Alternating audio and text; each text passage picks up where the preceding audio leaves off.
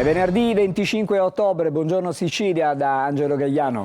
E una buona mattinata anche da Marco Carli. Bene, fra poco torniamo da te Marco per gli aggiornamenti dai quotidiani rispetto a quelle che sono le notizie che adesso andiamo a vedere e a sentire. Cominciamo con la nuova scoperta, l'ennesima scoperta sul web di siti pedopornografici fatti proprio dall'associazione Meter di Don Fortunato Di Noto.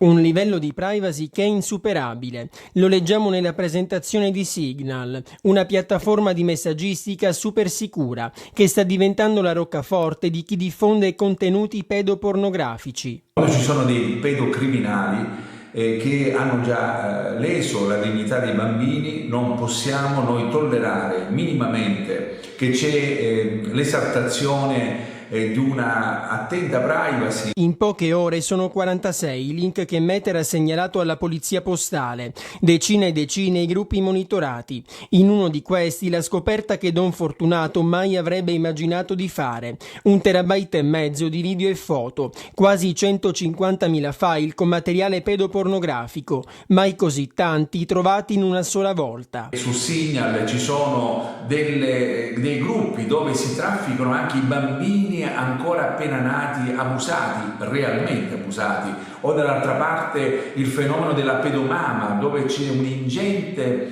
materiale, dove ci sono delle donne che abusano di bambini neonati. Massima attenzione, soprattutto ai più piccoli, e denunciare sempre. È il facile vademecum da seguire, con la speranza che Signal collabori per mettere fine a questi reati. Don Fortunato se lo augura tanto. Ci appelliamo veramente all'amministrazione di Signal, dove è necessario prendere dei provvedimenti. Adesso Marco, immagino che i quotidiani questa mattina siano tornati proprio su quest'altro caso di file scoperti sul web. Esattamente, anche perché Angelo, i reati in questo senso continuano e sulle pagine dei quotidiani, sulla pagina della Sicilia in questo caso, andiamo a vedere una notizia che è fondamentalmente correlata a quella che abbiamo dato nel nostro telegiornale, tanto per fare vedere fino a dove si arriva in questo caso. Guardate il titolo: tredicenne adescata online, la madre che scopre le chat, la polizia rintraccia l'orco e lo arresta in flagranza per possesso di materiale pedopornografico. Se andiamo a leggere all'interno del pezzo, all'indagato leggiamo sono contestate anche altre accuse: sfruttamento sessuale di minori, adescamento, violenza sessuale, riduzione in schiavitù. Leggiamo ancora: l'uomo sarebbe riuscito nel tempo a soggiogare la vittima psicologicamente, ricordiamo una tredicenne, costringendola a condividere prestazioni sessuali online. L'avrebbe addirittura indotta a procurarsi delle lesioni. Angelo, a te. Allora, fenomeno purtroppo che non conosce i limiti. Adesso torniamo ad una vicenda giudiziaria che ormai da tantissimi anni, da decenni ci accompagna. Parliamo di Denise Pipitone, della sua scomparsa. Il papà legale di Denise Pipitone chiede la riapertura delle indagini. Tutto questo fa presagire che ci possono essere degli elementi e delle circostanze inedite, ma sentiamo i particolari. Si torna a parlare del caso Denise Pipitone, la bimba scomparsa misteriosamente da Mazara il 1° settembre del 2004. Tony Pipitone, padre legale di Denise, torna a chiedere la riapertura dell'indagine sulla scomparsa della figlia. L'inchiesta era stata archiviata dal GIP su richiesta della procura di Marsala. Pipitone è l'ex marito della madre di Denise, Piera Maggio, che ormai da 20 anni chiede di sapere la verità su quanto accaduto alla bambina. Non posso dire se ci sono elementi nuovi perché la procura non ha ancora provveduto sulla nostra istanza, ha commentato il legale di Pipitone, l'avvocato Luisa Calamia. L'istanza però fa presupporre che ci siano circostanze inedite sul caso, anche perché la novità è elemento indispensabile per una riapertura dell'inchiesta. Della richiesta di riapertura si era parlato a maggio scorso. L'istanza presentata al Tribunale di Marsala dall'avvocato Calamia era accompagnata da una dettagliata relazione redatta da un team di esperti, l'investigatore Giuseppe Asero, la consulente Katia Sartori, la criminologa Antonella Pesce Delfino ed era fondata sulle 3 relazioni dei consulenti e su un gran numero di documenti allegati. Allora la richiesta della riapertura delle indagini non era stata presa bene dalla madre biologica di Denise, Pieramaggio, né da Pietro Pulizzi, papà naturale di Denise. Tony Pipitone è presidente dell'associazione no profit I Bimbi Scomparsi nel Cuore, ente del terzo settore.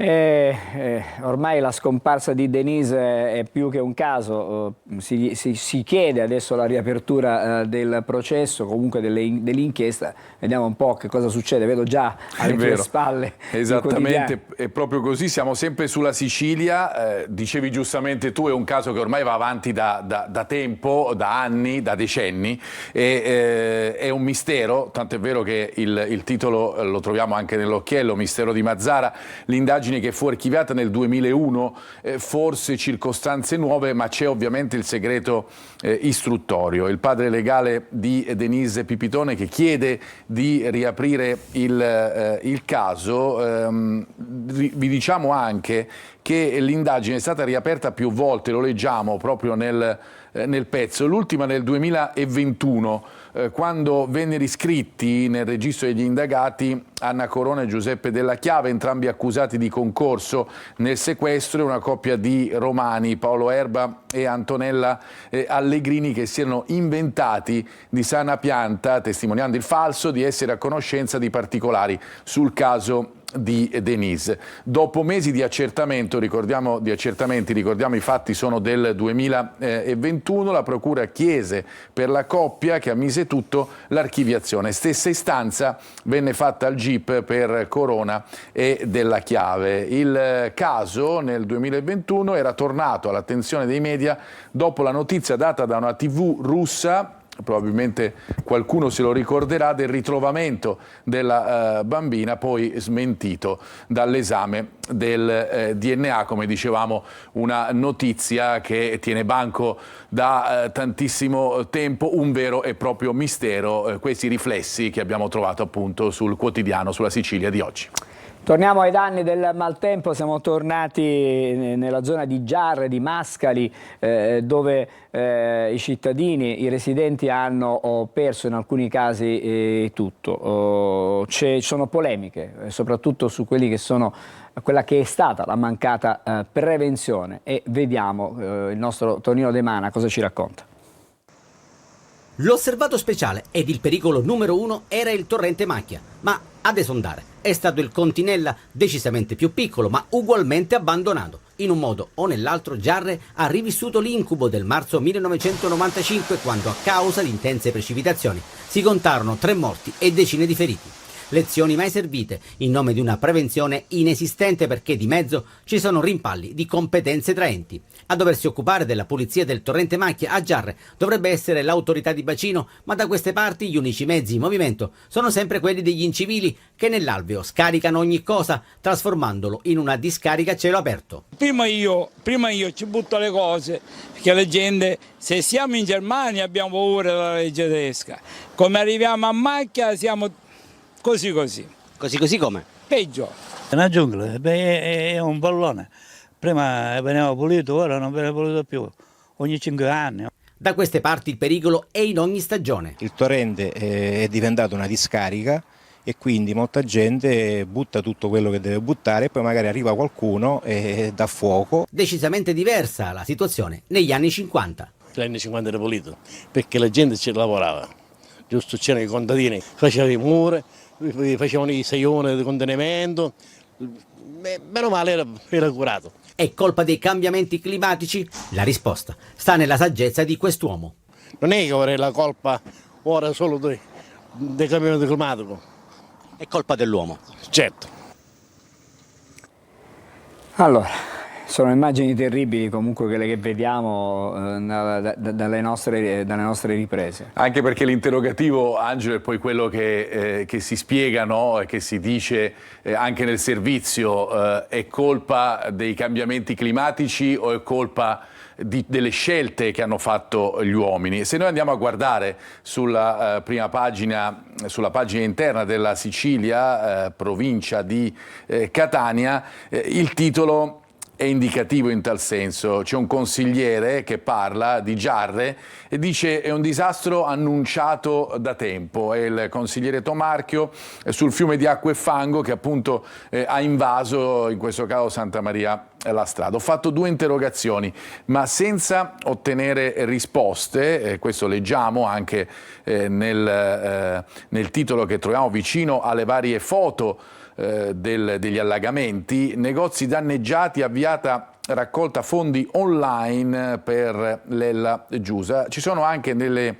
indicazioni per quanto riguarda le condizioni al momento sul fronte dei danni in questo articolo. Frattanto sul fronte dei danni il servizio manutenzioni del Comune ha effettuato un sopralluogo nelle scuole di pertinenza comunale. Criticità sono state ravvisate nel plesso elementare Iungo di Viale Federico II di Svevia e nella sede scolastica Manzoni di Viale Mediterraneo a Macchia. Nelle 2 scuole alcune aule sono state interessate da infiltrazioni di acqua piovana. Vediamo appunto anche le foto dei negozi danneggiati, delle scuole e del fiume di fango che ha invaso le strade del Giarrese. E noi parleremo stamattina di sicurezza nelle scuole, anche dopo la pioggia andremo a Siracusa per capire cosa succede. Adesso a Catania con la Fiera dei Morti, perché in extremis è arrivato il via libera per quello che è un mercato tradizionale proprio durante la festa che capita praticamente all'inizio di novembre. Ma sentiamo il servizio. Possiamo dire finalmente che la fiera si farà, inizierà domenica prossima alle 10:30, verosimilmente ci sarà l'inaugurazione con il taglio rituale del nastro. Tradizione rispettata dunque da domenica 27 ottobre al 4 novembre nel parcheggio scambiatore Fontana Rossa i catanesi potranno organizzare l'irrinunciabile visita alla Fiera dei Morti, per la quale si era temuto uno stop che si spiega così. Sono arrivate solo 2 offerte, una delle 2 a dire il vero non era un'offerta per l'organizzazione ma per la partecipazione, era una signora di Trapani che abbiamo dato il nominativo agli organizzatori. Catanesi soddisfatti. Se si fa in extremis va bene lo stesso, perché si faccia, perché è una tradizione, chiamano tutti i catanesi. Si deve fare, perché è una tradizione che ogni anno per i catanesi è importante. È una tradizione catanese e il catanese dovrebbe andarci a vederla, insomma. Mentre sui luoghi 30 operai sono al lavoro per l'installazione degli stand, si vara anche un piano per la mobilità. La mobilità sarà curata dal collega Alessandro Porto e stiamo prevedendo dei varchi per quanto riguarda l'uscita dall'asse dei servizi con degli agenti della Polizia Municipale, e il parcheggio verrà fatto nella zona di via Forcile a scendere verso il parcheggio di Fontana Rossa dove c'era l'ex mercato ortofrutticolo.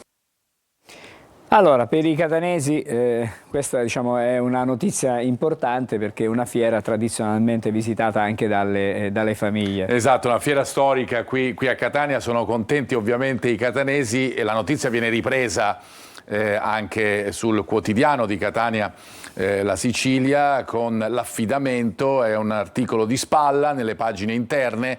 La Fiera dei Morti sì del Comune a un'altra società. Si parte domenica. Gli uffici della Direzione Attività Produttive del Comune di Catania hanno affidato la gestione all'azienda Sicilia Eventi di Messina, l'organizzazione della tradizionale Fiera dei Morti, che anche quest'anno si svolgerà nel parcheggio scambiatore, abbiamo visto, a MTS di Fontana Rossa.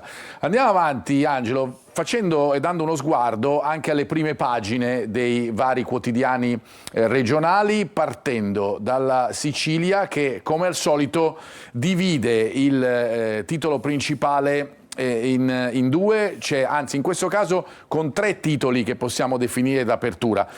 Di spalla a sinistra, lo vedremo poi nelle notizie di natura nazionale, i nodi della manovra, partite e categorie in pressing, dalla RAI alle pensioni, stop a decontribuzione Sud, ma previsti 2,4 miliardi in più, alle imprese, manovra che ha incominciato l'iter parlamentare. Poi la notizia che vi abbiamo dato anche anche in questa trasmissione, nei nostri telegiornali, l'ipotesi di circostanze nuove per la riapertura del caso Denise Pipitone, e poi questo titolo ormai diventato classico da parte della Sicilia, il titolo con una foto: arripizzati, addio Pizzo, Catania riceve 5 bonifici da 3.500 euro e denuncia fatti dalla mafia catanese per accedere agli sconti di pena previsti dalla giustizia riparativa. Altre notizie, altre prime pagine dalla Sicilia alla Gazzetta del Sud, che si concentra come sempre su ciò che succede nella provincia, nella città di Messina. Regna il lavoro precario. Questo è il titolo principale. Il saldo negativo, nascite, decessi e l'invecchiamento della popolazione sono i dati del rendiconto sociale dell'INPS presentati alla città. Solo il 17% delle assunzioni è a tempo indeterminato. Poi nei titoli sotto la testata troviamo anche quello che vi abbiamo proposto nei nostri telegiornali: i cantieri nella Ionica, il caso arsenico con i valori inferiori ai limiti previsti. Dalla Gazzetta del Sud invece andiamo sul Giornale di Sicilia, che va a trattare invece il caso legato alle province, ritirata fra i dubbi, tempi troppo stretti per il varo della riforma, si va verso la proroga dei commissari. Tra variazioni di bilancio e finanziaria, all'Ars non c'è spazio per l'elezione diretta dei liberi consorzi. Sullo sfondo un'incertezza che è quella della legittimità. La situazione delle province ovviamente anche in questo caso è una notizia, è una condizione che tiene banco ormai da tempo. Su Repubblica Palermo invece troviamo notizie relative alla città, al capoluogo di regione, traffico e smog, il fiasco della ZTL, questo è il titolo principale, con il centro che viene violato dalle auto e i rifiuti invece in periferia. A proposito di queste notizie che troviamo, vi facciamo leggere una pagina interna di Repubblica Palermo, perché si torna o si rischia di tornare al passato. Al CEP e Borgonuovo, 2 quartieri di Palermo, c'è una decisione da parte della RAP. In questi 2 quartieri vincono i rifiuti. Allora la RAP che cosa ha deciso?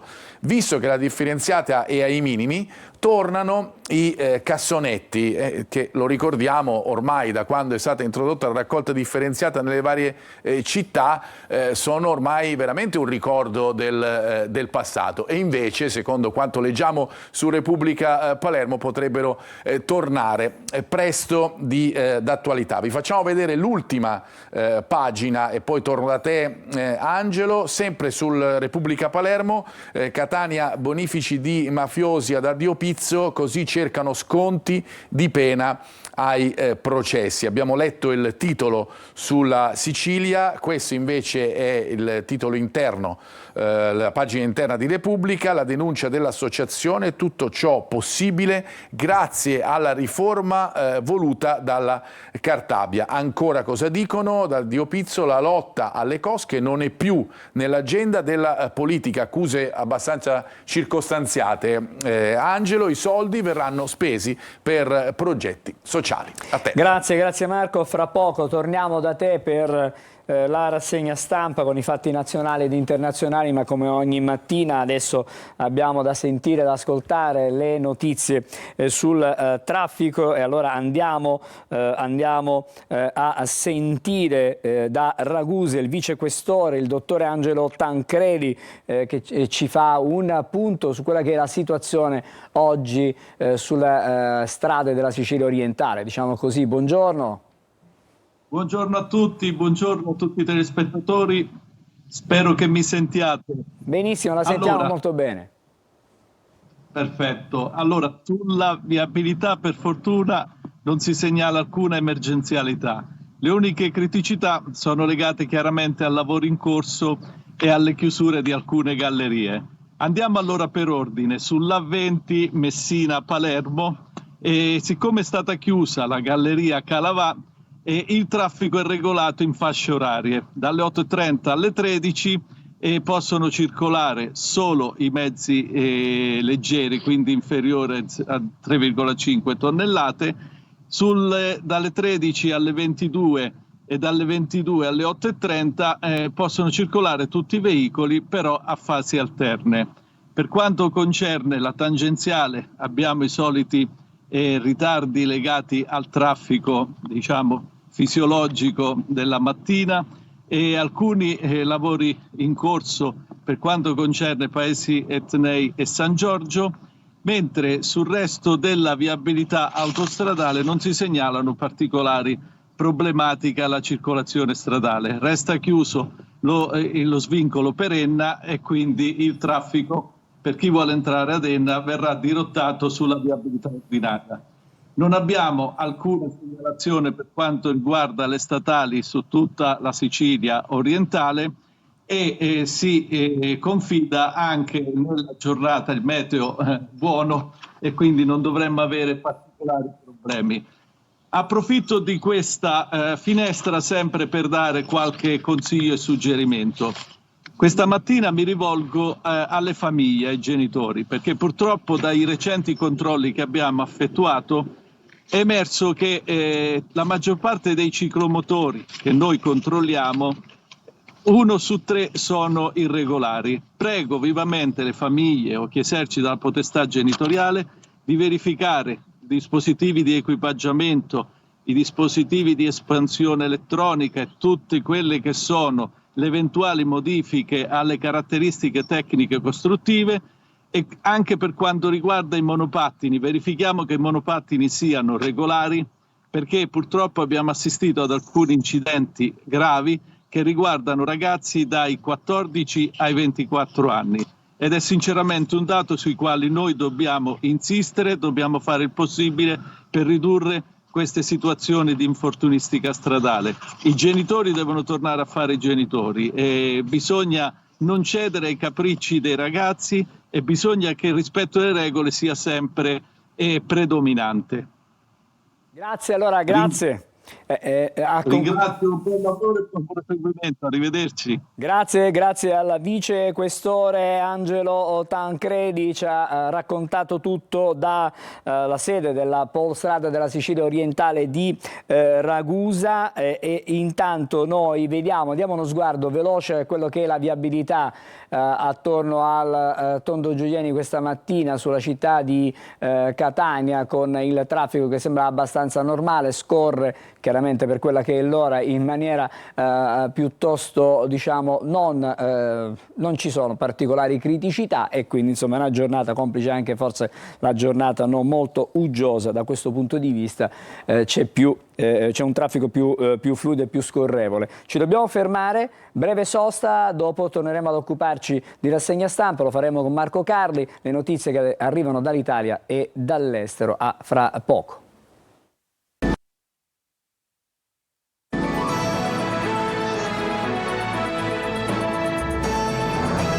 Torniamo allora ai quotidiani. Marco Carli, partiamo dal Corriere della Sera, vedo. Partiamo dal Corriere della Sera, partiamo come sempre dandovi un po' le indicazioni di quello che troviamo all'interno dei quotidiani, delle prime pagine dei quotidiani nazionali. Si parla tanto di politica nazionale con la manovra, vi abbiamo detto, abbiamo visto anche il titolo sulla Sicilia, manovra che ha incominciato il suo iter parlamentare dopo che è stata varata dal Consiglio dei Ministri e le proteste non mancano. Poi c'è la querelle fra Grillo e Conte che tiene banco, con Conte che ha praticamente licenziato, fra virgolette, Grillo, non rinnovando il suo contratto come consulente della comunicazione del Movimento 5 Stelle. E poi i fronti di guerra, ovviamente non può mancare la politica estera, con la situazione in Medio Oriente e quella in Russia con l'incontro fra Putin e il segretario generale dell'ONU. Andiamo sul Corriere della Sera, appunto, con il titolo principale, il titolo di apertura, manovra il fronte delle proteste, le opposizioni all'attacco, i conti del Ministero, 1.000 euro in più ai redditi fino a 35.000 lordi, però non mancano le mobilitazioni per scuole e pensioni, RAI, intanto il canone è a 90 euro, la spinta per i ritocchi. Di spalla troviamo l'altra notizia di cui vi abbiamo parlato, l'affondo su Grillo di Conte, che guadagna come consulente della comunicazione, Angelo, 300.000 euro. Diciamo, non è male come stipendio. Comunque l'affondo è arrivato da parte di Conte, stop al contratto, e lui però risponde, Grillo, perché dice no, il contratto resta valido. Questa notizia la troviamo praticamente in tutti i quotidiani, così come l'anticipazione di report su Giuli. Il Ministero della Cultura in questo periodo, insomma, ne ha viste di tutti i colori. C'è un nuovo caso, si parla di chiacchiericcio, le voci di dimissioni, la presunta guerra tra Fratelli d'Italia, tutti in attesa appunto di report della puntata che svelerà questa diatriba. Andiamo invece su Repubblica, in cui c'è nel titolo sotto la testata, troviamo la notizia di cronaca che ha alimentato i telegiornali purtroppo nella giornata di ieri. Bologna chiude la fabbrica della morte, la tragedia sul lavoro, l'ennesima tragedia sul lavoro a livello nazionale, con Mattarella che a questo punto non ha più parole, come leggiamo da questo richiamo in prima. Oggi lo sciopero per la sicurezza. Invece il titolo principale è proprio su Grillo. Conte licenzia Grillo, stop al contratto a 300.000 euro, il fondatore non molla, Casaleggio Junior che dice resterà uno solo ma di elettore. Colloquio con il leader del movimento, anche il ruolo del garante può sparire. Non è un parricidio. Si parla anche di manovra, la maggioranza già pensa a modifiche con l'allarme del debito per quanto riguarda l'Italia. E poi c'è una considerazione su Repubblica anche su Mancini che lascia, stiamo parlando di calcio, lascia la panchina della Rabbia, l'ultimo ricco flop di Mancini. A proposito di guadagni elevati, certamente non sono pochi guadagni di Mancini in Arabia Saudita, però per lui è stato certamente un fallimento. Anche sulla Stampa il titolo sotto la testata è legato a quello che è successo a Bologna, funestata in questi giorni anche dal maltempo, abbiamo visto nelle cronache nazionali. Intanto così sono morti gli operai della Toyota, la procura di Bologna apre un'inchiesta per omicidio colposo, è esploso l'impianto di climatizzazione. Restiamo invece sulle notizie legate alla manovra. Sul Messaggero, spese deducibili solo con il POS. Vedete che questa notizia della manovra tiene banco, sì, ma ovviamente viene trattata in modi diversi, anche perché le notizie sono tante da dare e ogni quotidiano sceglie come aprire sulla base appunto della notizia che vuole dare in primo piano. In questo caso si parla proprio delle spese deducibili. Sul Messaggero la misura antievasione in manovra: per poter scontare il costo di taxi e ristoranti si dovrà però pagare con la carta. Sanità, c'è il nodo organici, sanità che era stato il primo grande caso esploso per la manovra, per la legge di bilancio. Sulle liste Schillaci richiama le regioni e intanto RAI salta la riduzione del canone. Anche sul Messaggero la fine di un'era, con Conte che licenzia Grillo, sciolto il contratto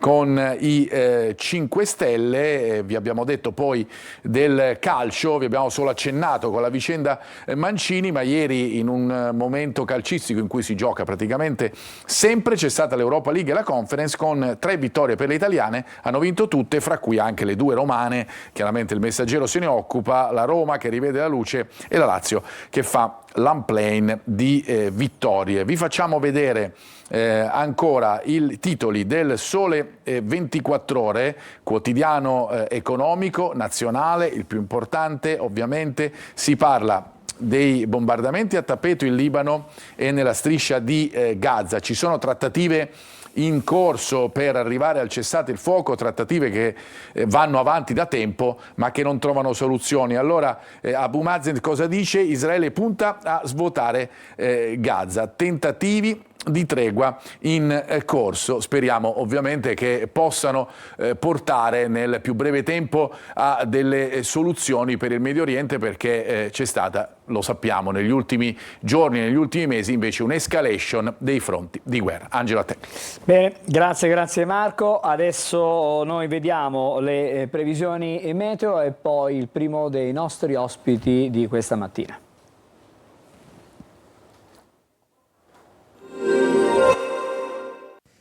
Bentrovati in aggiornamento con le previsioni per la giornata di venerdì. Tante nuvole al centro-nord e Sardegna con possibilità di piogge anche localmente di forte intensità tra Liguria e Toscana. Al sud più stabilità e difatti sulla Sicilia tempo soleggiato o al più parzialmente nuvoloso ma senza rischio di precipitazioni. Venti però attenzione di scirocco sul Mar di Sicilia con mare qui tendente a divenire mosso, altrove quasi calmo, poco mosso.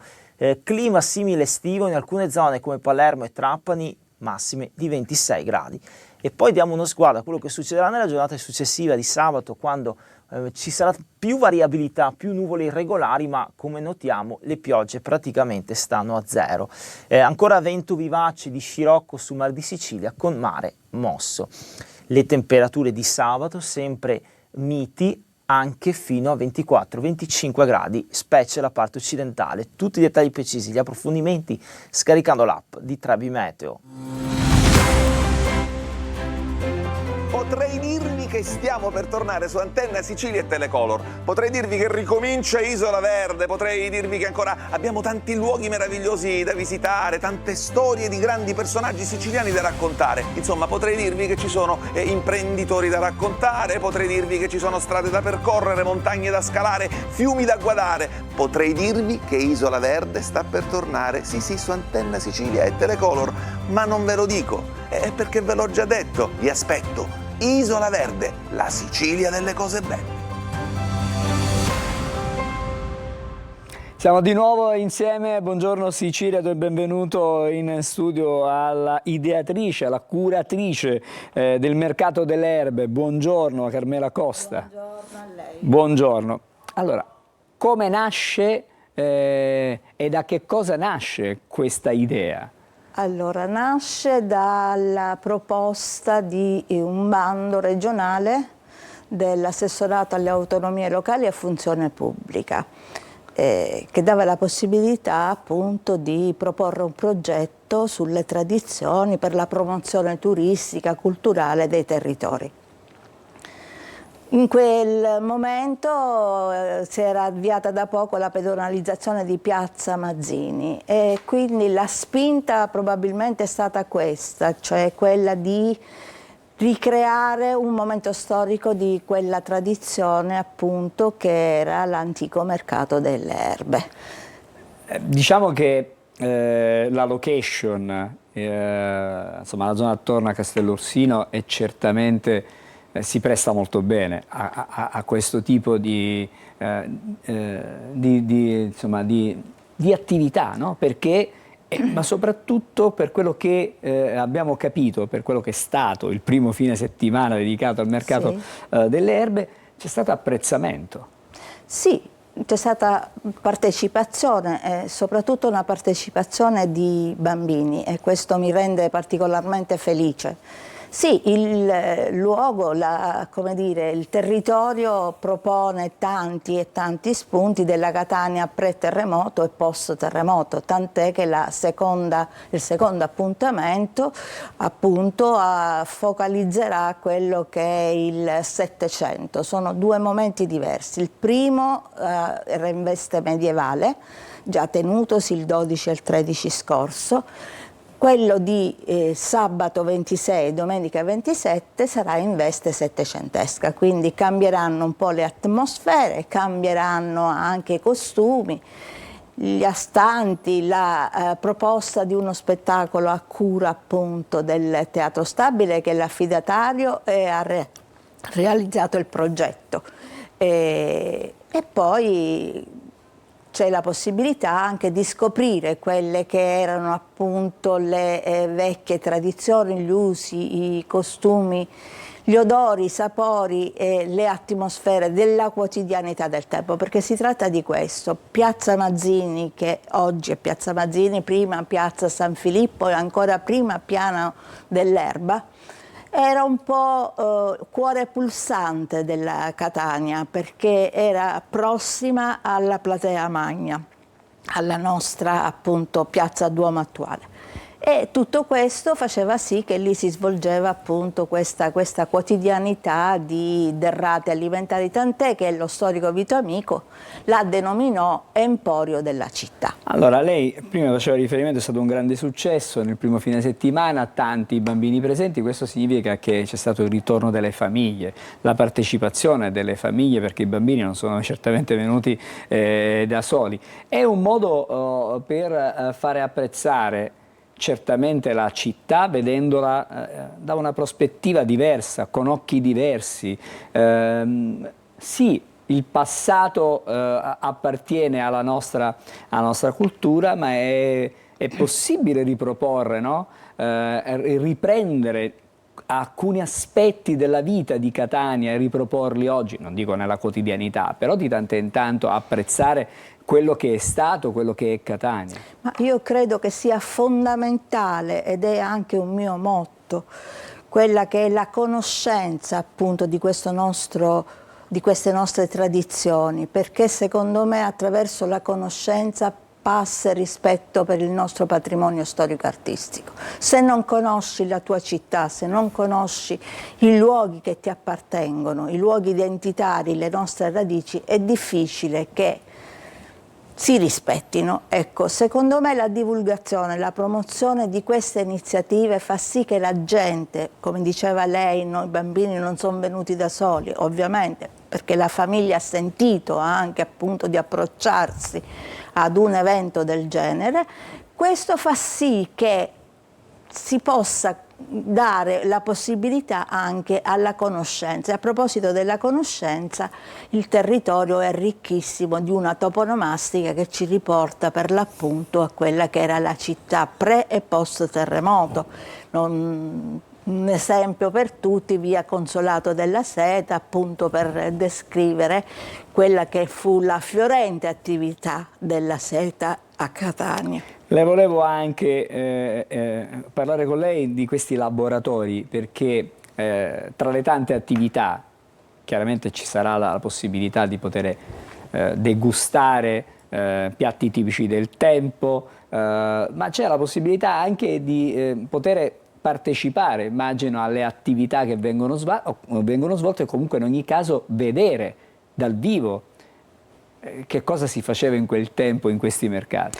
Sì, sono tante le maestranze e tanti laboratori. Uno fra tutti, mi piace citarlo, è quello della realizzazione di un erbario a cura dei bambini. Un erbario con erbe, appunto, foglie vere, e i bambini saranno seguiti a personalizzare un erbario. E proprio le erbe, diciamo, erano la tipicità del luogo, e si possono trovare appunto una varietà di erbe aromatiche, e le stesse erbe aromatiche in un altro laboratorio hanno permesso di dare vita per l'appunto a quella che era la colorazione dei tessuti naturali.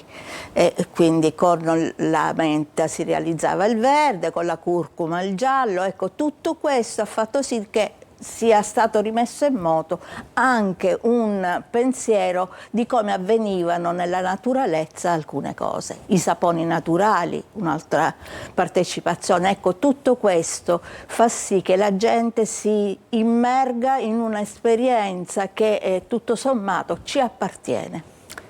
Leggo fra le note che mi sono state fornite che verranno riproposte le acque conze, che sono delle acque molto dissetanti fra le altre cose. Certo. Arricchite di cosa? Allora, le acque conze sono una tradizione per lo più, come dire, di strada, perché le acque conze vengono realizzate con le erbe aromatiche e una appunto per eccellenza è quella con l'anice stellato, quindi l'acqua e zammù, ecco, che non nasce qui, ma noi ne abbiamo fatto poi, come dire, un uso smodato e continuiamo ancora a berla nei nostri chioschi e anche nelle nostre case. Ecco, le erbe aromatiche erano delle, come dire, le acque conze erano delle acque dissetanti che davano la possibilità ai viandanti, ai mercanti di setarsi lungo il percorso nelle giornate appunto afose.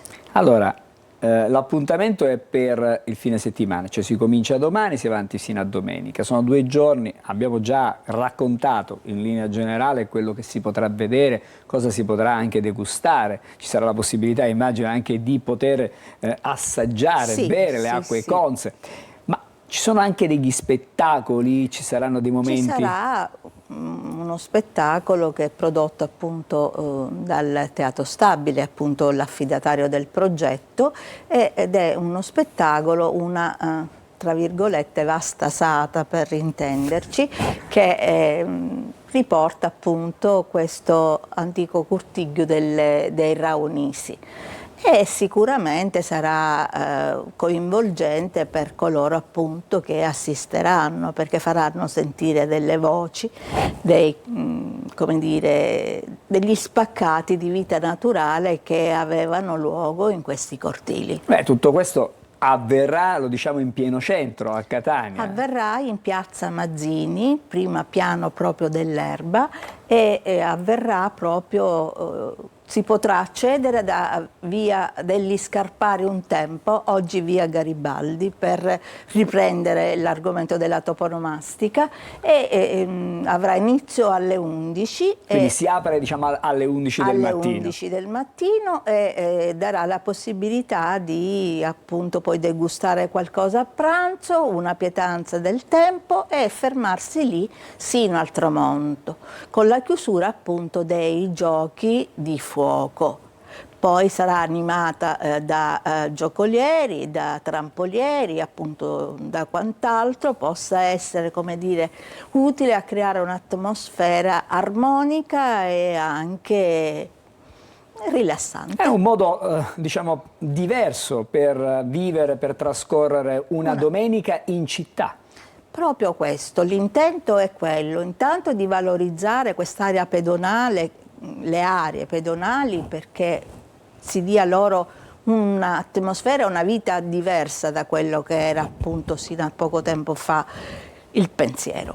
E poi, come dire, una passeggiata, fare una puntata e assaggiare anche un prodotto tipico, lasciare il bimbo al tavolo del laboratorio e anche immergersi appunto in quelle che erano le atmosfere del tempo, farà sì che insomma si viva una giornata in spensieratezza. Allora, alle 11 di domani mattina si apre il mercato delle erbe, è il secondo fine settimana che viene realizzato a Catania, grazie alla dottoressa Carmela Costa che è stata con noi, che è l'ideatrice, la curatrice proprio di questo progetto.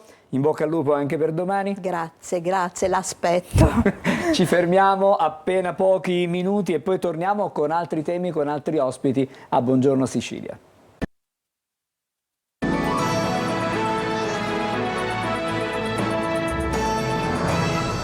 Eccoci, siamo di nuovo insieme con noi in studio, c'è l'assessore Sergio Parisi, buongiorno. Buongiorno. Assessore ai lavori pubblici e infrastrutture del Comune di Catania.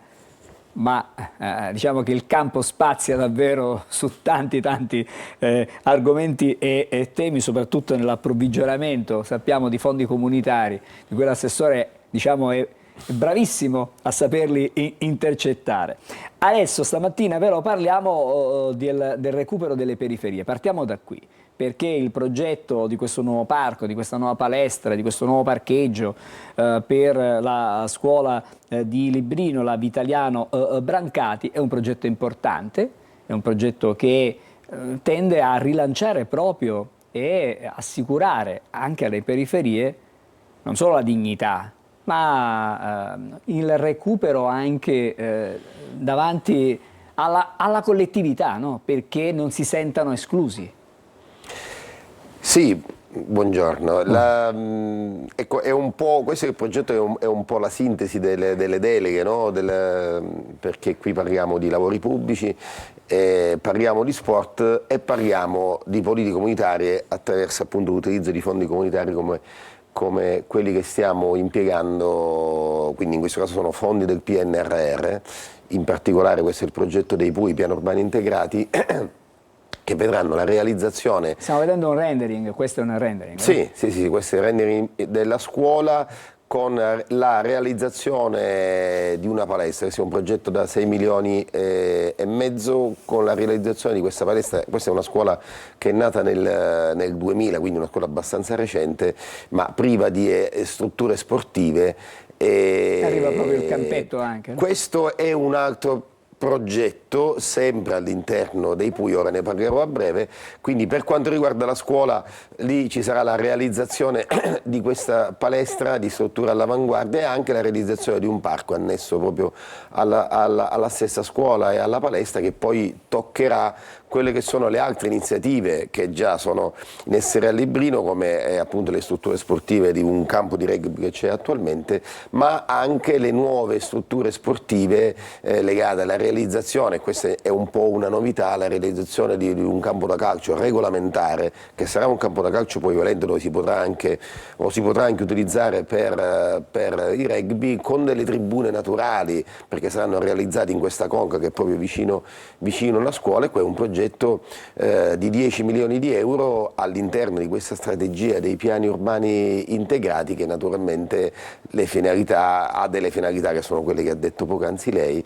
E poi è chiaro che io da assessore allo sport sono un convinto assertore che poi attraverso lo sport c'è la possibilità di un recupero sociale che spesso manca in alcuni quartieri, ma che spesso poi invece è contraddistinto in termini positivi proprio dal recupero attraverso lo sport. L'idea della palestra naturalmente è un'idea per noi vincente, perché implementa i servizi della scuola ma dà grandi opportunità a quel territorio di sviluppare le attività sportive e soprattutto anche quella famosa funzione sociale che attraverso lo sport sicuramente è più facile raggiungere. Assessore, non stiamo parlando di progetti da avvenire, saranno, stiamo parlando di un progetto già finanziato, un progetto già appaltato, un progetto che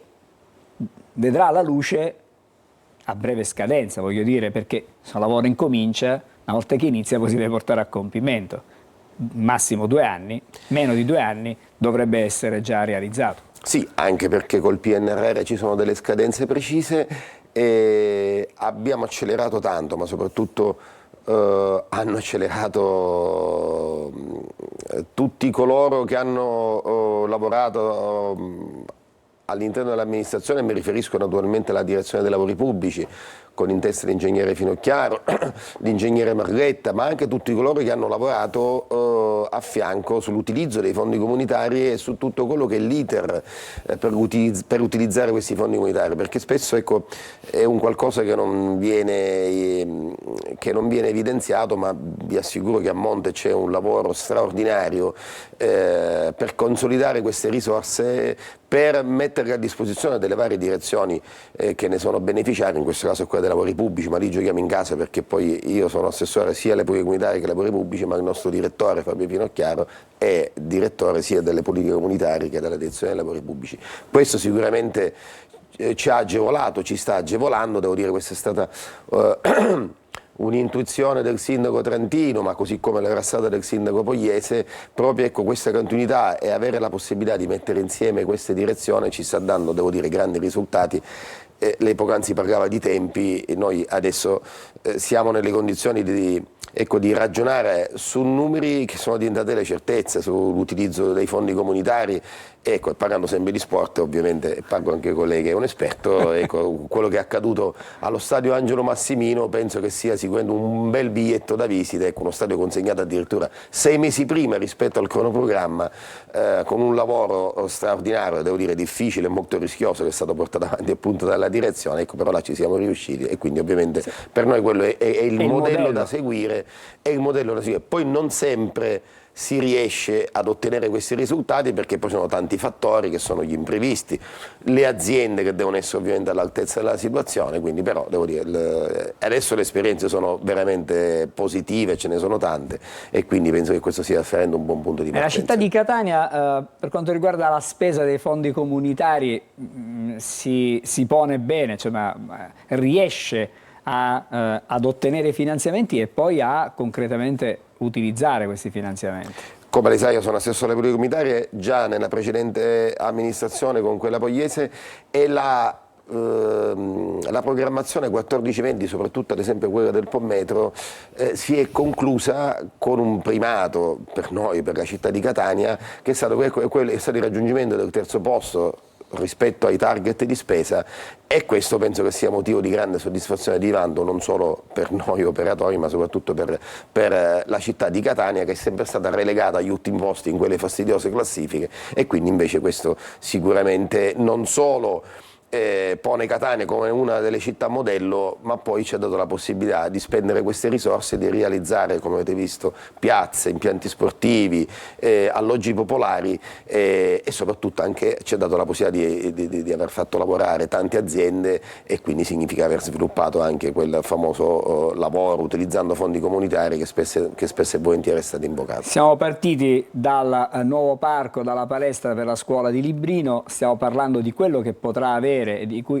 cosa potrà beneficiare la città di Catania da qui a breve, perché grazie ai PUI, ai fondi, piani urbani integrati, esattamente, ai piani urbani integrati, molto presto a Catania saranno realizzate anche nuove aree a verde. Uno tra questi in Piazza della Repubblica, verranno risistemate altre piazze importanti nel centro della città, quindi è un discorso che cammina in parallelo, periferie ma anche il centro storico della città. Sì, io chiudo col ragionamento delle periferie, l'abbiamo fatto vedere prima quel campo bello, sì, bellissimo, perché quello sarà un altro progetto che a breve porteremo in giunta per l'approvazione in via amministrativa. Parliamo di 10 milioni di euro, ecco, lo stiamo vedendo, 10 milioni di euro, e siamo certi che questa iniziativa darà maggiore attenzione a Librino, perché un campo, soprattutto sull'attività del calcio, sarà un campo da calcio a 11 con misure, come dicevo prima, standard per disputare anche campionati di Serie C, però a parte questo un campo innovativo con delle tribune naturali tutto intorno, sfruttando proprio... Io vedo in questo rendering che c'è altro oltre al campetto, cioè in fondo io vedo altre strutture. Perché poi sarà riqualificato un campo più piccolino, e noi stiamo cercando di portarlo a misura almeno standard per l'attività giovanile, campo in disuso da parecchio tempo. Poi dietro c'è il campo, lo storico campo di rugby, dico storico perché poi anche quello, anche se è stato riqualificato con fondi europei, è gestito da un'associazione che sta lavorando molto bene, e questo, ecco, è il punto di partenza per poter inseguire quella famosa attività sociale attraverso lo sport. Quindi qualcosa già si sta facendo e si è fatta. Questo campo sicuramente sarà oggetto di grandi attenzioni, perché da altre parti della città, anche da altre parti della Sicilia, ecco, si avrà la possibilità di andare a Librino, frequentare Librino per assistere alle partite. Quindi un patrimonio assolutamente sì. Tornando invece al centro, come ha sottolineato giustamente lei, attività importanti come piani urbani integrati, quel progetto molto ambizioso su Piazza della Repubblica, che a breve arriverà in giunta per essere approvato in via amministrativa, ma un progetto che è già partito, che è quello di Piazza Turrifero, così come quello che è partito in via delle Finanze e in via Pistone.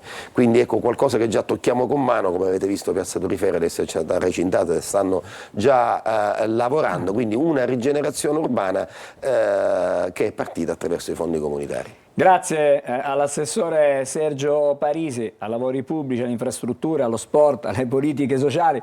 Non possiamo parlare stamattina di calcio perché il tempo non ce lo permette, avremmo potuto anche sapere qualcosa in più, però ci ripromettiamo magari di rincontrarci in qualche altra circostanza. Ci vedremo per Catania Latina. Ma...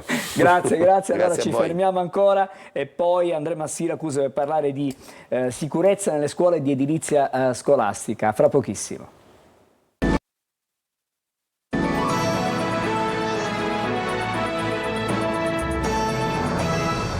Buongiorno Sicilia, adesso in collegamento con Siracusa per parlare della sicurezza nelle scuole, nelle infrastrutture e soprattutto della stabilità statica diciamo degli istituti scolastici. Per fare questo andiamo a Siracusa da Francesco Aloi, con lui c'è un ospite, Giovanni La Rosa, che è il segretario generale della FLC, della CGIL proprio di Siracusa. Siamo davanti ad una scuola, è la scuola dove lunedì scorso, Lombardo Radice, c'è stato il crollo di una parte di un soffitto di una quarta elementare. C'è stato un ragazzino insomma ferito anche lievemente, fortunatamente, dall'intonaco che è venuto giù. Vediamo un attimo, cerchiamo di capire intanto se la scuola stamattina è aperta o è ancora chiusa. Ciao Angelo, buongiorno Sicilia. Come vedete la scuola è chiusa, il cancello è aperto, ma i ragazzi, i bambini, perché questa è un'elementare medie, i bambini non ci sono, torneranno lunedì.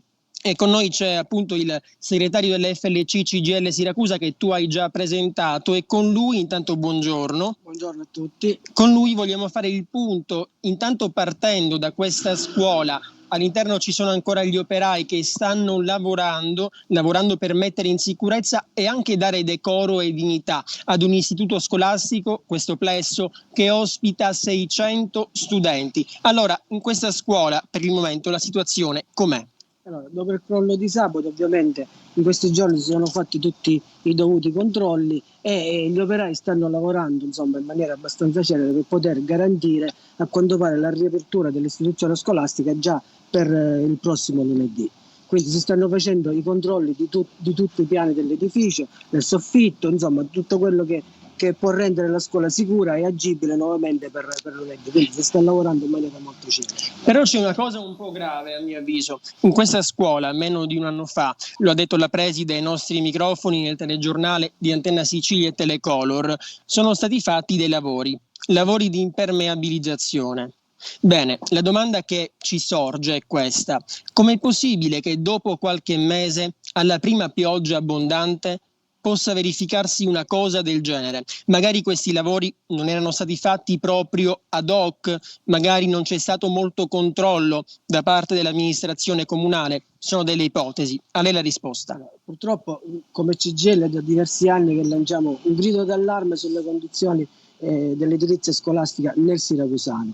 Non è il primo caso dove laddove dopo dei lavori, ad esempio ad Avola qualche mese fa è successa la stessa cosa, dopo i lavori poi c'è stato il crollo del soffitto e qua è successa insomma la stessa cosa. Si vede che probabilmente o non sono fatti con la dovuta attenzione ai lavori o non sono fatti a regola d'arte, o come sostengo io, sapete qualche anno fa ci fu lo slogan scuole belle, quando si va ad intervenire laddove c'è un soffitto che sta cedendo si trova la soluzione più semplice, si mette un'imbragatura, si fa il controsoffitto di cartongesso e finisce lì. Non si vede più nulla, però in realtà da sopra dove è il problema non si agisce quasi mai. E questo insomma, è quello che bisognerebbe invece fare. Quindi si vede che i lavori non sono stati fatti come dovrebbero essere. Volevo parlare e chiedere alla Rosa se la situazione nel Siracusano, lei prima la accennava, abbiamo in questo momento l'esempio dell'Istituto Lombardo Radice, ma avete una mappa, avete un numero dei dati che possano in qualche modo fare rispecchiare quella che è la situazione dell'edilizia scolastica a Siracusa città ma anche nella provincia di Siracusa? Sono istituti, insomma, l'età media di questi istituti qual è? Ma diciamo che gli istituti più giovani che abbiamo sono i due superiori, il Gargallo e l'Einaudi, che sono, mi pare che i lavori sono stati ultimati 10-15 anni fa, quindi sono gli istituti più recente costruzione. Tutti gli altri sono istituti anche di 30-40 anni fa, insomma, e quindi hanno sicuramente bisogno di manutenzione periodica finché non si verificano casi come quello di lunedì scorso. In genere la situazione della provincia, lo dicevo anche prima, è un grido d'allarme che lanciamo da diverso tempo. Non è una bella situazione quella che riguarda l'edilizia scolastica del Siracusano. In questo momento ci sono diversi istituti che sono in fase di ristrutturazione. Alcune succursali di scuole ospitate ad esempio in bassifondi di palazzi e condomini, quindi adattate a scuola, quindi non c'è manco la sicurezza. Alcune scuole ad esempio hanno alcuni locali una sola via d'ingresso ed una sola via d'uscita, quindi capite benissimo come non può essere assolutamente una cosa del genere. A noi è arrivata voce che ci sarebbero anche alcune scuole senza la certificazione sulla prevenzione degli incendi, perché c'è stata una proroga nel decreto mille proroghe e il comune non avrebbe fatto il possibile per ottenerla. Sì, quello è vero, molte scuole sono senza certificato antincendio, questa è una cosa che ci portiamo avanti da anni. Sì, è una cosa gravissima. Assolutamente sì. Tra l'altro le scuole sono tutte a grosso rischio perché non perché ci siano come dice prodotti chimici o prodotti infiammabili, ma a grosso rischio per la quantità di persone che ci sono dentro la scuola e per il tempo che ci stanno, quindi è un rischio alto quello che si corre. Francesco, prima di salutare te, il tuo ospite, abbiamo notizie se comunque c'è in programma una manifestazione, ci sono i ragazzi, soprattutto i ragazzi si stanno mobilitando per eventualmente mostrare la loro preoccupazione, il dissenso, ragazzi, ma anche le famiglie, perché anche le famiglie che mandano poi i figli a scuola chiaramente hanno della preoccupazione se l'istituto scolastico non dovesse risultare a norma da un punto di vista della sicurezza. Allora, fino ad ora non c'è arrivata nessuna notizia, c'è solo una giravoce, ecco, che nei prossimi giorni potrebbe esserci una grande manifestazione organizzata dalle scuole superiori, alla quale pensiamo noi potrebbero anche accodarsi i genitori dei bambini che frequentano le elementari e medie. Però ad oggi non c'è una data fissata. Noi possiamo ipotizzare che ci sarà una manifestazione tra qualche addirittura settimana, perché adesso nelle superiori ci sono le elezioni dei rappresentanti di istituto, quindi c'è la parte un po' burocratica da completare. Eventualmente noi vi daremo subito notizia qualora ci fosse questa manifestazione, però quello che possiamo dirvi è che qui a Lombardo Radice lunedì, salvo cambiamenti di programma, i bambini dovrebbero tornare a scuola. Inizialmente la scuola era rimasta chiusa, si pensava fosse rimasta chiusa solo per un giorno, poi 2 giorni, poi si è arrivati fino a venerdì, quindi si approfitta anche del fine settimana per mettere tutto in sicurezza e riconsegnare il plesso ai bambini lunedì mattina.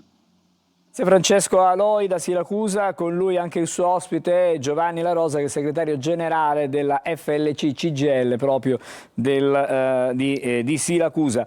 Adesso noi ci guardiamo e ascoltiamo anche le pillole di Almanacco e poi andremo a scrutare le stelle con Marco Amato. Il 25 ottobre si festeggia la Giornata internazionale degli artisti. Si tratta di un'intera giornata dedicata all'arte, alla creatività e alla bellezza. Nata da un'idea del canadese Chris McClure, si tratta di una ricorrenza esistente dal 2004. È un'occasione per onorare tutti gli artisti, che si tratti di fotografi, scultori, pittori, cantanti, musicisti, ballerini, scrittori o attori. L'importante è celebrare la bellezza che gli artisti forniscono al mondo. Ma esistono animali che riescono a sopravvivere nel vuoto dello spazio? Lo spazio è un vuoto quasi perfetto. Gli astronauti che passeggiano nello spazio devono indossare una tuta per proteggersi dalle radiazioni, dalla luce solare e dal freddo, ma anche per creare un'atmosfera pressurizzata attorno al corpo. Esistono tuttavia animali microscopici che hanno una capacità particolarmente sviluppata di sopravvivere a condizioni estreme. Si tratta dei tardigradi, un filum di invertebrati.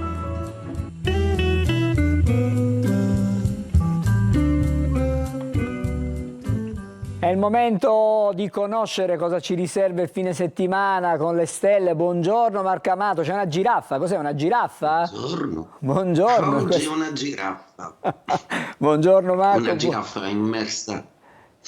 Sì, che cos'è? È una giraffa immersa in un azzurro molto floreale, molto originale, un po' una tazza che fa sorridere e la trovo molto adatta per questo weekend un po' sorprendente che le stelle ci riservano, e vi racconto il perché.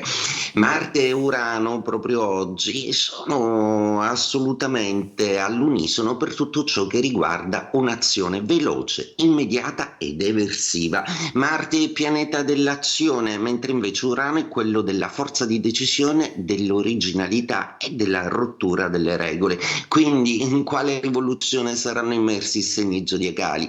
Complice anche una luna in Leone che proprio non va d'accordo invece con il profondo Mercurio in Scorpione. Insomma, è un guazzabuglio zodiacale oggi che metterà i segni zodiacali, in particolare i fuoco e gli aria, un po' alla berlina, con tutta una serie di cose di cui discutere. Il weekend però proseguirà con una luna in Vergine che tenterà di rimettere i pianeti e le cose a posto. E allora vediamo un po' come andrà. È chiaro che i segni di terra sono quelli più avvantaggiati questo weekend, per cui Toro, Vergine e Capricorno. Mentre il Toro si rassegna finalmente che non tutti i suoi desideri possono essere realizzati e che l'erbavoglio cresce solo nel giardino del re, ridimensioneranno per amore un po' le loro aspettative e quindi aggiusteranno un po' il tiro. La Vergine, che è sempre più precisina, avvalendosi della luna, finalmente questo weekend ha modo di riflettere un po' di più sui sentimenti e goderseli anche. Saturno e Nettuno sono sempre in opposizione, lavoro ed emozioni in agguato, cari Vergine, quindi sappiatevi gestire e barcamenare tra queste due tendenze un po' opposte. Capricorno, sarà proprio la luna a riportarvi un po' di pace e anche a darvi una visione delle cose che può essere alquanto serena, visto che avete lavorato così bene e che avete gestito le cose in una maniera ottimale. Fidatevi dei vostri collaboratori e delle persone che lavorano con e o per voi, mentre invece concentratevi di più in amore. C'è bisogno di ascoltare e attenzionare un po' di più il partner. Se va bene in terra, per regola zodiacale anche gli acqua avranno il loro vantaggio, magari non oggi con le turbolenze di Urano, ma Cancro, Scorpione e Pesci sono assolutamente molto stimolati, soprattutto Cancro, che con una luna così comunicativa potrà di nuovo rimettere un po' di armonia nelle sue comunicazioni affettive, che sono state molto scosse passionalmente da tutta una serie di andazzi, mentre invece lo Scorpione si avvale appunto di un Mercurio un po' più potenziato, un po' più confacente anche all'energia solare, che porta chiarezza comunicativa, ma è soprattutto nel dialogo affettivo che troverete finalmente l'ammissione di un ti amo oppure no. Pesci, la luna sarà in opposizione, per cui forse è il caso di vedere bene quali sono gli obiettivi. Sarà un weekend che vi sacrificherà un po' per impegni lavorativi presi, ma anche per delle aspettative affettive che invece verranno soddisfatte. Cosa fanno invece i fuoco e gli aria? Il fuoco, Ariete, Leone e Sagittario, hanno più propriamente le intenzioni più chiare, soprattutto Ariete, che muore dalla voglia di divertirsi, di non pensare più a certe pesantezze, di ritagliarsi finalmente il tempo ludico per sé. Leone, un po' più calmi, un po' più sereni in amore, dove tra una serie di gelosie e una serie di bisogni d'attenzione finalmente trovate il giusto spazio. Sagittario, avete in mente qualcosa di nuovo ed è un qualcosa in cui vi accompagneranno molto gli amici, che saranno fondamentali. L'intuito avrà un ruolo essenziale nel decidere se scegliere una cosa oppure un'altra. Gemelli, Bilancia e Acquario. I Gemelli avranno la luna di traverso questo weekend, per cui piuttosto che essere brillanti nella comunicazione, ascoltate, che è anche meglio questo weekend. Bilancia, arriva una buona notizia, arriva un invito, arriva comunque un sostegno sostegno affettivo da parte di qualcuno, stanchi perché bilancia hanno ordinato un po' il loro mondo, ma adesso sono finalmente pronti di nuovo a scendere in pista, devono vincere la timidezza di sapere bene con chi accompagnarsi. Acquario, per ultimo, l'originale segno dello zodiaco che proprio vede il suo pianeta Urano protagonista in questo weekend. Forza di decisione, quindi prendete delle decisioni epiche, programmatiche, che come al solito a volte vi riservate anche di non seguire i vostri proclami, quindi non siate incoerenti, ma non fate più nulla di quello che non vi va di fare. E detto questo, in questo weekend un po' altalenante, vi auguro un splendido fine settimana. Buongiorno Sicilia. Grazie, buongiorno anche a te, buon fine settimana anche a Marco Amato e buon caffè chiaramente. Adesso vediamo il weekend in Sicilia. Weekend in Sicilia, tutto il meglio degli eventi da non perdere. In Piazza Duomo ad Acireale con i colori del... Anche per questo fine settimana è tutto. Vi auguriamo un buon weekend. C'è veramente tanto da fare, da vedere, da seguire nel fine settimana in Sicilia, anche da un punto di vista sportivo, però non solo in Sicilia. Eh sì, è vero. Noi parliamo proprio invece delle siciliane, no? Perché sono in attesa di sfide importanti e andiamo a vedere il Repubblica Palermo per quanto riguarda la squadra rosanero con i rosa e il Tabù Barbera. Lo ricordiamo sempre nelle nostre trasmissioni sportive che il Palermo non vince da mesi in casa, sfida alla Reggiana per conquistare i tifosi. Domani contro gli emiliani caccia il primo successo in casa, le proiezioni parlano di 20.000 presenze per dare la spinta ai rosa.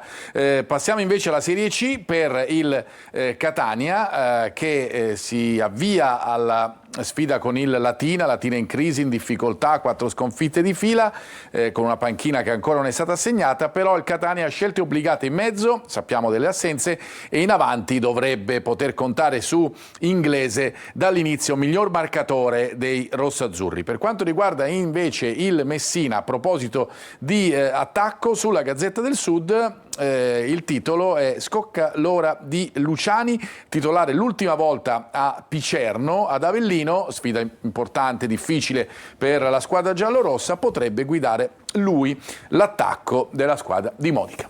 Grazie a Marco Carli. Adesso come sempre noi ci salutiamo in musica. Il 25 ottobre del 1984 nasce Katy Perry e noi ci salutiamo con un successo, Firewalk, proprio di Katy Perry. A tutti buon fine settimana, Buongiorno Sicilia torna lunedì e buon proseguimento di giornata.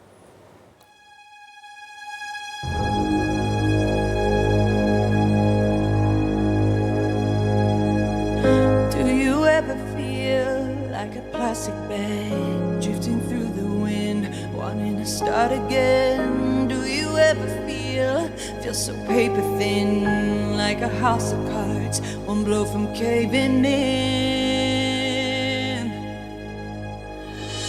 Do you ever feel already buried deep, 6 feet under screens but no one seems to hear a thing? Do you know that there's still a chance for you? There's a spark in you, ignite the light.